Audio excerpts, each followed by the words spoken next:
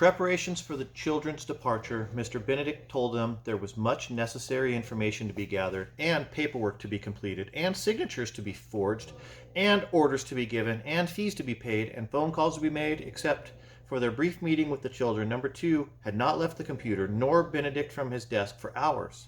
And since Milligan was standing guard and Rhonda herself was too busy to do more than bring their supper and excuse herself, the children dined alone. Afterward, Renee and Kate went into the sitting room to practice their Morse code. Despite their urging, however, Constance crabbily refused to join them. Instead, while Sticky helped them practice, she composed a poem about a bunch of bossy gargoyles who liked to eat cat food and pick their ears. It was an unpleasant poem, and the gargoyles' names, not cleverly disguised, were Catina, Renardo, and Georgette. After reciting this to the others, Constance went straight to bed without brushing her teeth or saying goodnight. In truth, this came as a relief to the other children, who were already more than tired of Constance's ways, and who gathered in the boys' room to discuss the very concern. She had tried their patience all evening. Indeed, ever since they'd met her, and the prospect of her joining them on a dangerous mission, it had them worried.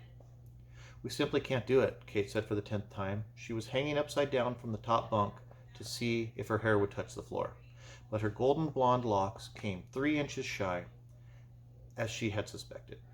"She's nothing but a burden. She's cranky, and she's not especially bright, as far as I can see. And she's probably the clumsiest kid I've ever met. She's always dropping things, and she walks like a landlubber on a ship. How are we supposed to succeed with someone like that on our team?" "Kate's right," said Sticky, looking up from the geology book. "Constance will only make things harder." "I feel the same way," Renee admitted, "but doesn't it seem strange that Mr. Benedict would let her join us if she wasn't important?" "He may be a genius, but even geniuses make mistakes," said Kate, whose face had gone red as a tomato. She dropped backwards off the bunk, flipping in the air to land on her feet, and casually pulled her hair back into a ponytail. "Maybe he feels sorry for her." "Maybe he does," Renee said, "but surely he wouldn't let his feelings spoil the mission. He must have good reason for including her." "There's only one way to find out," Kate said. "You have to go talk to him." "I do? Why me?" "Because you're the only one who can do it. If Sticky goes, he'll just mumble and wipe his glasses. If I go, I'll end up complaining about her as I've been doing for the last half hour. For instance, did you see the way she sneaked a bite of my pie at dinner?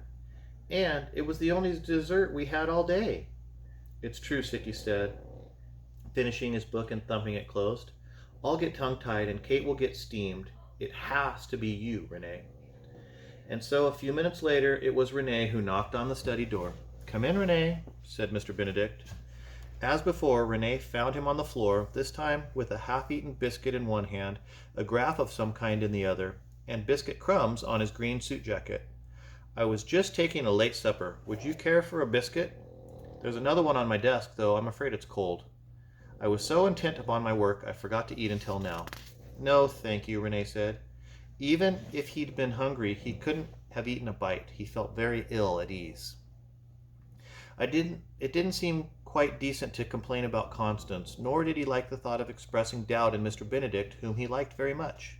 But it must be done, and he was preparing himself to begin when Mr. Benedict said, "I assume you've come about Constance." Renee swallowed and nodded. "And that you speak not only for yourself, but for Sticky and Kate as well." Perhaps someday, Renee thought, he would get used to Mr. Benedict always knowing what was on his mind. I understand completely," said Mr. Benedict, "and if we had time, I should be happy to explain my choices to you in great detail. But as we do not, allow me to assure you that Constance is far more gifted than she seems, and that it is not from pity, blindness, or rash hopefulness that I include her in this mission. On the contrary, I believe she may be the very key to our success." "If that's true, then I suppose she's worth the trouble. Sometimes, Renee, troubles itself is the key." "Sir, I dare say you'll understand me in time. Now listen, it's true. I have a certain sympathy for Constance. Like her, and like yourself, I grew up an orphan, and I know what it is to feel miserable and alone."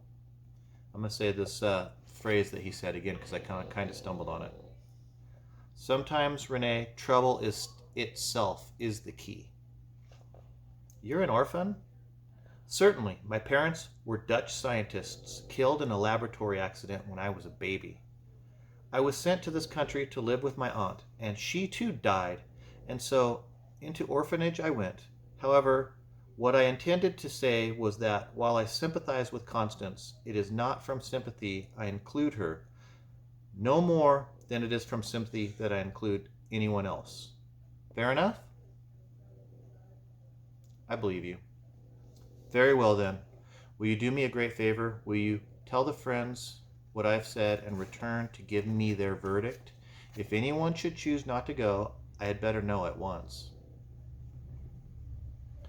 The sense of urgency was apparent in Mr. Benedict's tone, and Renee lost no time hurrying back to relate his answer to Sticky and Kate, who sat cross-legged on the floor, thumb wrestling to pass the time. They weren't happy about the news, but neither were they inclined to quit, so Renee left them to their thumb wrestling and hurried back to Mr. Benedict's study. He was about to knock on the door when he heard voices inside. He hesitated, not wanting to interrupt. I can't stand it, Mr. Benedict was saying. I can't stand putting them in danger. It goes against everything I believe in. I know, came the reply, and Renee recognized the voice of number 2. I know, Mr. Benedict, we all feel that way, but if they don't go, then it's over. The curtain falls. You said so yourself. We have no choice. Now please, calm yourself before... Mr. Benedict said something Renee couldn't quite make out, but it was clearly an expression of anguish or perhaps fury, and then number 2 was saying, oh dear, and with a mouthful of biscuit too. Wake up, dear Benedict. There was a patting sound. Wake up, or I fear you may choke. After a moment came a snorting noise, then a cough, and then Mr. Benedict said, Ah, was I gone very long? Only a moment, said number 2 gently. Good, good, good. Thank you for your commiserations. Now, my friends, and no, you best be off, back to your confounded computer. I'm sorry to work you so. I know as well as you do that it must be done. Just let me water this violet for the sake of my conscience, and then I'm off. Poor thing, it's on the edge of death. I know I've neglected it shamefully. I've hardly had a moment. Thank you, number 2. Now go on and take that biscuit. No use protesting. I saw you staring at it. And if you pass our young hero in the hall, please tell him to walk straight in. Renee's heart fluttered. Hero?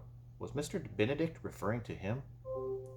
He's an extraordinary child, isn't he? Said number 2, her speech somewhat hindered by a mouthful of biscuit. Indeed he is. They all are, which is why I so despise the thought. However, I won't go on and on. I mustn't drop off to sleep again. It will take us all night as it is. Shall we meet at midnight to see how things stand? Midnight it is. I'll tell Rhonda, said number 2, flitting open the door. Why, Renee, speak of the devil. Mr. Benedict, here he is. Go on in, child. I must rush off. Renee stepped inside. Everybody chooses to continue, Mr. Benedict. We'll do our best to get along with Constance. I'm glad to hear it, and I have no doubt you will, Renee, said Mr. Benedict, his eyes already returning to the graph in his hand. Thank you. Indeed. Now you'd best be gone to get some sleep. Difficult day ahead of you tomorrow. Renee hesitated. Sir, if I can't sleep, may I come back here? I promise I won't bother you. I'll be very quiet. It's just that my nerves are jumping. Say no more, Renee, said Mr. Benedict, who began calculating a figure on a graph with one hand and taking notes in a tablet with another, as neither required more concentration than pulling on socks. My study is your study. Come in whenever you wish. Renee nodded, put his hand on the doorknob, and again hesitated. Mr. Benedict? What is it, Renee? I wanted to thank you, sir. Mr. Benedict looked up. Thank me? Whatever for? Just thank you, sir, that's all. Mr. Benedict gave him a long, puzzled stare. Finally, with a shrug, a shake of his head, and an affectionate smile, he said, Renee, my good friend, you're most entirely welcome. All right. It's a good place to stop. Boom. Like and subscribe.